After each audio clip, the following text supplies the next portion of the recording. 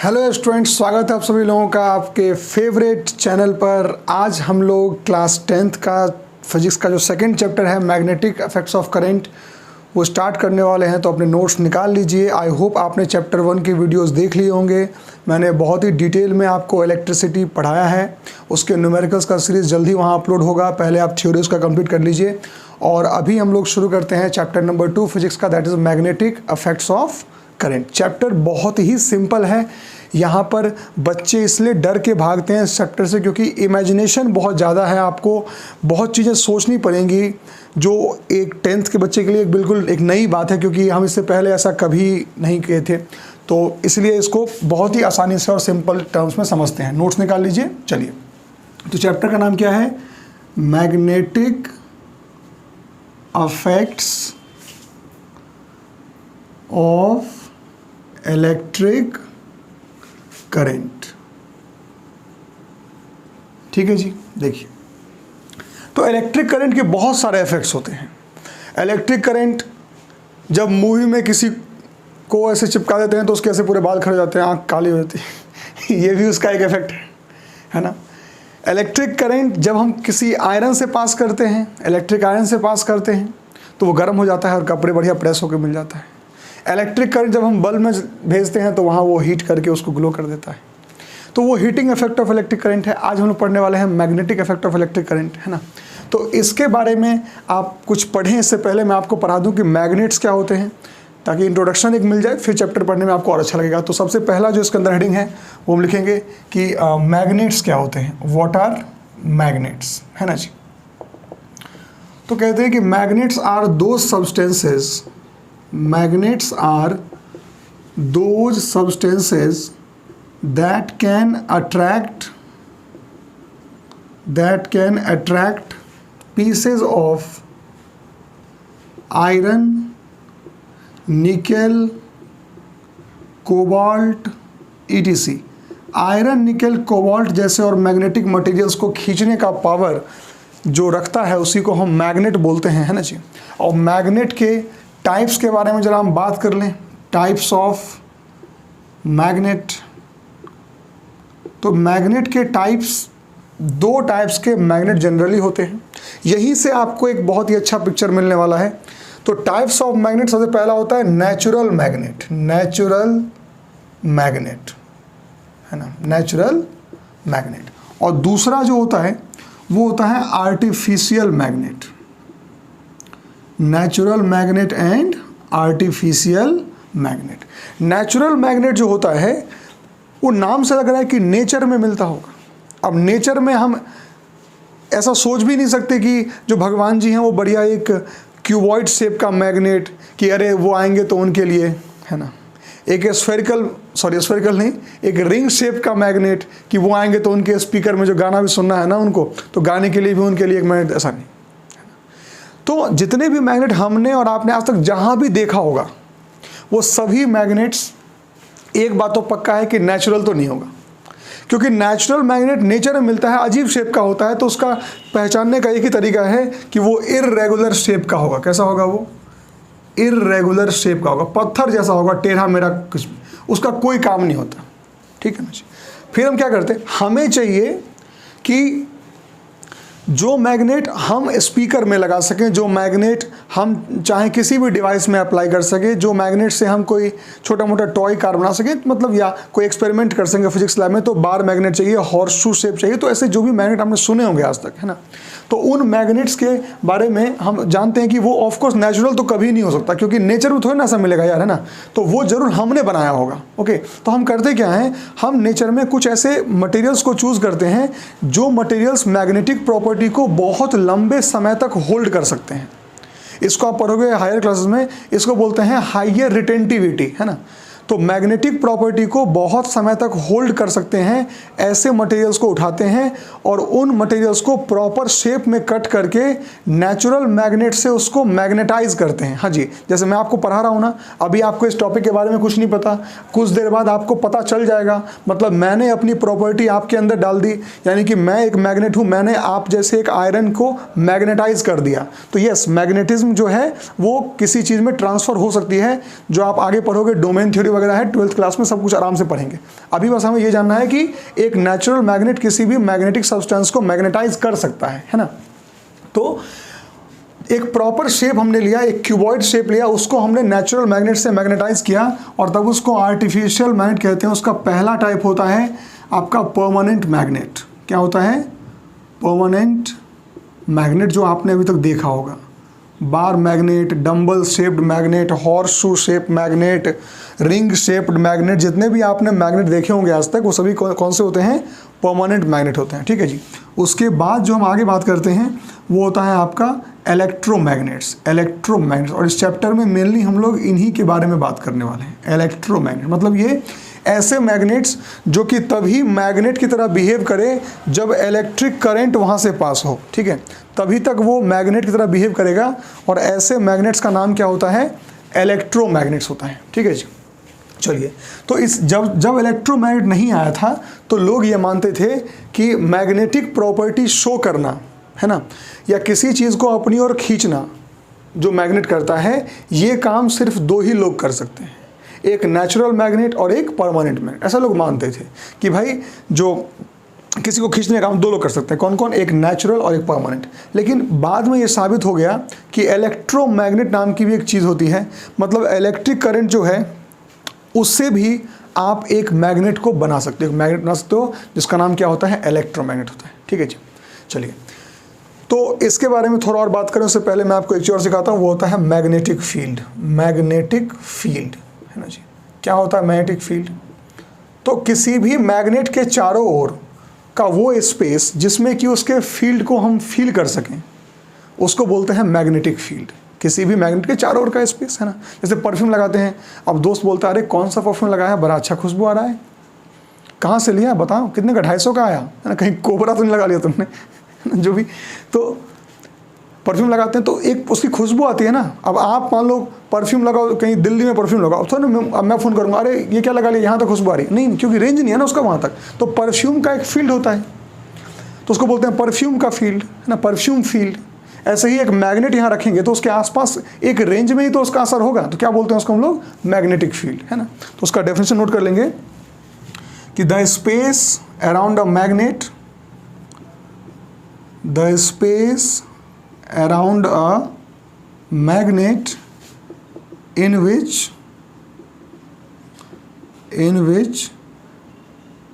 its force can be experienced, जिसमें कि उसके फोर्स को हम एक्सपीरियंस कर सकते हैं, is called magnetic field, is called magnetic field है ना जी। उसको मैग्नेटिक फील्ड बोलते हैं।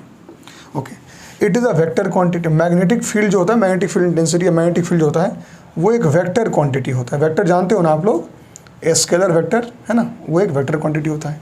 It is denoted as B. उसको हम लोग डिनोट किससे करते हैं? बी से डिनोट करते हैं। बी से हम मैग्नेटिक फील्ड को डिनोट करते हैं। उसकी यूनिट क्या होती है? उसकी यूनिट होती है टेस्ला। टेस्ला है ना, Tesla is the unit of magnetic field. तो टेस्ला, और टेस्ला को डिनोट करते हैं टी से, और टेस्ला का एक छोटा सा यूनिट और होता है, वो होता है गॉस। तो 1 टेस्ला इक्वल्स टू 10 की पावर 4 गॉस होता है। ठीक है ना, 1 टेस्ला इक्वल टू 10 की पावर होता है ना, मीटर सेंटीमीटर है ना। ये नहीं जानने का एक्टिंग नहीं करते सर, ये क्या होता है सर समझ में, ऐसा नहीं, आपको पता होगा ना यार कि ये बड़ा वाला छोटा वाला है ना, मीटर सेंटीमीटर। ठीक है, तो 1 टेस्ला इक्वल टू 10 की पावर 4 गॉस। तो ये मैग्नेटिक फील्ड का छोटा सा एक मैंने आपको कराया इंट्रोडक्शन कि मैग्नेटिक फील्ड क्या होती है और चीज़ें होती। ठीक है, जैसे कि कोई बार मैग्नेट कहीं पे आप रख दो तो उस बार मैग्नेट के चारों ओर क्या होता है कि एक फील्ड ऑटोमेटिक बन जाता है, तो उसी को बोलता है मैग्नेटिक फील्ड। अब जितना स्ट्रॉन्ग बार मैग्नेट लेके आओगे उतना ही स्ट्रॉन्ग फील्ड उसके चारों तरफ बनेगा है ना। तो आप इसके स्ट्रेंथ को भी चेक कर सकते हैं कि कितना फोर्स से वो किसी को खींचता है। ओके जी, चलिए तो अब हम बढ़ते हैं अपने चैप्टर के अगले पार्ट पर। जब हम मैग्नेटिक फील्ड जान चुके हैं तो आगे बढ़ते हैं, और वो है कि हैंस क्रिश्चियन ओरेस्टेड एक्सपेरिमेंट, या इसको लोग क्या बोलते हैं? Oersted experiment. ओरेस्टेड एक्सपेरिमेंट, आपका चैप्टर असली में शुरू यहीं से होता है, ओरेस्टेड एक्सपेरिमेंट। ठीक है जी, तो एक बहुत ही फेमस साइंटिस्ट रहे थे, उनका नाम था हैंस क्रिश्चियन ओरेस्टेड, इसको लोग बोलते हैं HC ओरेस्टेड, और जो लास्ट में सब भूल भाल जाते हैं वो सीधे ओरेस्टेड बोल के निकल जाता है, अरे वही ओरेस्टेड था अपना, वो वहाँ पे मामा जी का लड़का है ओरेस्टेड, हैंस क्रिश्चियन ओरेस्टेड।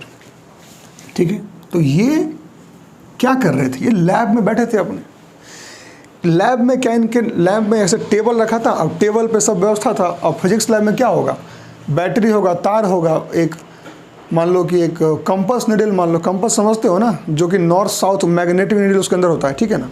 तो ऐसा कुछ सेटअप था, मैं आपको टेबल के ऊपर जो दिख रहा था मैं बना के देता हूँ आपको, टेबल भी देखना आपको है, ड्राइंग स्किल देखोगे, चलो टेबल ही बनाते हैं। तो हुआ क्या कि एक टेबल ऐसा बना हुआ था,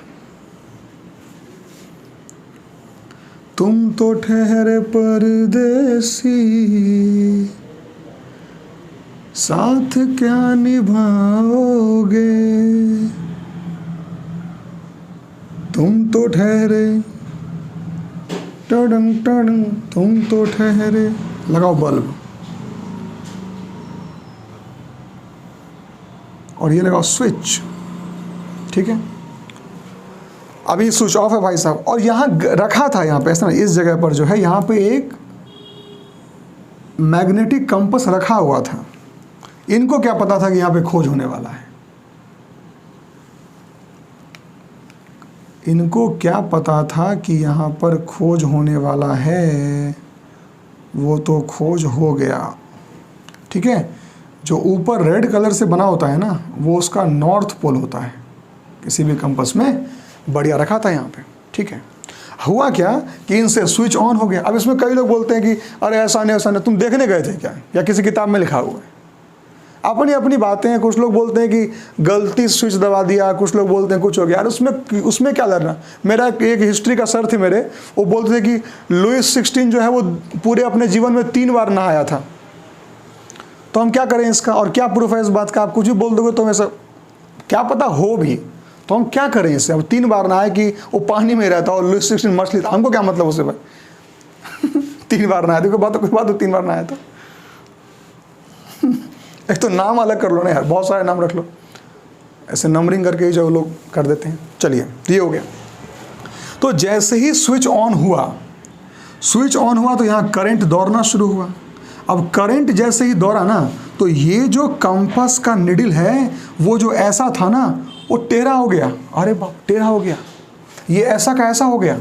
मतलब कि जैसे ही स्विच यहाँ पर ऑन किया गया, जैसे ही स्विच को यहाँ पे ऑन किया गया, ये कंपास का जो निडल है वो सीधे ऐसा हो गया, टेढ़ा हो गया। यस, इस तरीके का हो गया कंपास का निडल। ओके, तो ये निडल होता है north pole of the magnet. अब बताओ, मैग्नेट को रिपेल कौन करेगा, कोई मैग्नेट तो करेगा। तो मैग्नेट को रिपेल, अच्छा बताओ, कोई मैग्नेट को कैसे कोई रिपेल करता है। सपोज करो कि यहाँ पर एक बार मैग्नेट है, ये नॉर्थ पोल है, ये उसका साउथ पोल है, और यहाँ एक मैग्नेट और लेके आ जाओ जिसका यहाँ साउथ पोल है या नॉर्थ पोल है, मान लेते हैं। तो ये इसको अट्रैक्ट करेगा, ये आप जानते हो ना, अनलाइक पोल्स अट्रैक्ट। अब ये इसको अट्रैक्ट करेगा, तो क्या इसमें से कुछ निकलता है, ऐसे हाथ पकड़े खींचता है क्या उसको, नहीं रे। ये अपने चारों तरफ एक फील्ड बनाता है, जो फील्ड इसको खींचता है। ये मार्कर क्या अर्थ से चिपका हुआ है क्या, नहीं ना, इसको छोड़ेंगे तो फिर भी खींच लिया ना उसको। क्यों, क्योंकि अर्थ के चारों तरफ एक फील्ड बना है, वो फील्ड इसको अपनी ओर खींच लिया, चला गया वहाँ पे, सीधी बात ये, ठीक है। तो यहाँ भी क्या फील्ड बनता है, फील्ड ने इसको खींचा, फील्ड ने इस पर फोर्स लगाया। इस मैग्नेट को कोई मतलब नहीं है कि बगल में कौन है, इस मैग्नेट के बगल में फील्ड बनेगा, इसमें अट्रैक्शन रिपल्सन जो होगा उसको मिलेगा। वो थोड़ा देखता है कि अरे मैग्नेट क्या, उसको मतलब है कि फील्ड सामने होना चाहिए। तो ये जो कंपास निडल है, इसके पास अगर हम एक मैग्नेट ला के रख दें, एक नॉर्मल कोई आप बना लो, कंपास का निडल बना लो नॉर्मल कोई ऐसा, नॉर्थ पोल यहाँ मान लो, और यहाँ पर आके हम कोई north pole of the bar magnet लेके आ जाएं, तो इसको देख के तो अपने आप ये ऐसा का ऐसा हो ही जाएगा ना, रिपल्सन तो हो ही जाएगा। तो इसको थोड़े ना मतलब है कि बगल में कौन है, उसको मैग्नेट थोड़ा ना दिख रहा है, उसको दिख रहा है कि बगल में एक फील्ड है, जो फील्ड मुझे रिपेल कर रहा है, तो रिपेल हो गया अपना, उसको कोई मतलब। तो यहाँ पर जो रिपल्सन हुआ, तो यहाँ से हैंस क्रिश्चियन ऑरेस्टेड को समझ में आया कि रे भाई यहाँ पे मैग्नेट रखने के बाद ना ये टेढ़ा होता था, यहाँ तो मैग्नेट है ही नहीं। मतलब कि ये करंट कैरिंग जो वायर है वो जरूर कुछ ऐसा बना रहा है जो चीज़ ये मैग्नेट बना रहा था। जैसा चीज़ ये मैग्नेट, मतलब वो जो मैग्नेटिक फील्ड ये मैग्नेट बना रहा था, वही मैग्नेटिक फील्ड ये करंट कैरिंग वायर बना रहा है। तभी तो ये कंपास नीडल डिफ्लेक्ट हुआ। और यहीं से वो प्रूफ कर दिया, क्या प्रूफ कर दिया, कि मैग्नेटिक इफेक्ट किसका, इलेक्ट्रिक करंट। तो यहां हम कुछ बातें आपको लिखा देते हैं, उसको नोट कर लेंगे। लिखेंगे when the current started to flow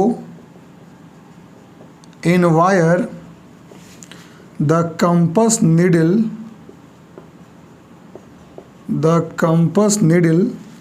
shows deflection. It is possible only when a magnetic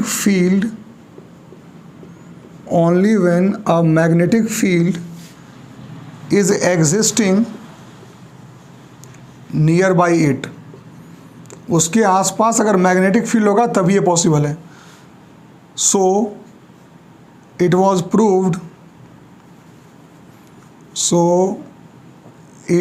proved that the current carrying